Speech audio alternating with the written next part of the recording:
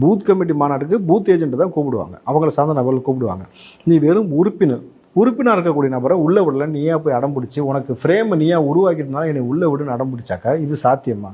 ரெண்டாவது விஷயம், திமுகலையோ அதிமுகவிலையோ கட்சிக்குள்ளே வந்து 6 மாதம் ஆன அடிப்படை உறுப்பினர் மட்டும் கார்டு வாங்கின ஒரு நபர் நான் கட்சியை விட்டு விலகிறேன்னு சொல்லி செய்தி போட்டால் மெயின் ஸ்ட்ரீம் மீடியா அதை செய்தி ஆக்கியிருப்பியா? நல்லா யோசிச்சு பாருங்கள். எந்த மெயின் ஸ்ட்ரீம் மீடியாவது செய்தி ஆக்கிருமா? ஏய் யாரையா நீன்னு கேட்கும். உனக்கு ஒரு ஊடக பிம்பம் இருக்குன்றதை தாண்டி நீ திமுகவுடைய பிள்ளையாக இருக்கிறாய். உங்கள் அம்மா யார்? திமுக. அதையெல்லாம் தாண்டி தான் கட்சிக்குள்ளே வந்திருக்கிறாங்க.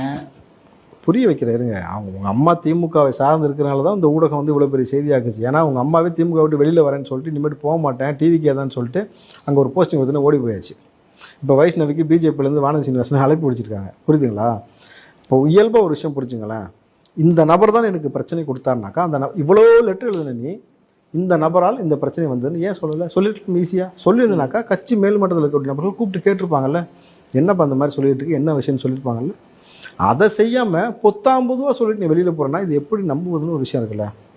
வைஷ்ணவியே போயிடுச்சா, நம்ம லெட்டர் பேரில் கொடுத்து போச்சு, அவ்வளோதான். இதுக்கு மேலே நம்ம எப்படி கட்சி நடத்துறது, எப்படி க்ரௌடு வரும்? ஐயோ திமுகவுக்கு போயிடுச்சா, ஐயோ இன்னும் நமக்கு டஃப் ஆச்சு. ஹேய், திமுக உள்ள மேல்மட்டத்திலே வச்சு அடிச்சுக்கிட்டு இருக்கிறான். நீ என்னம்மா காமெடி பண்ணுற? உனக்கு உள்ளபடி கட்சியில் சேர்ந்து பணியாற்றணும், மக்கள் பணி ஆற்றணும்னு ஆசை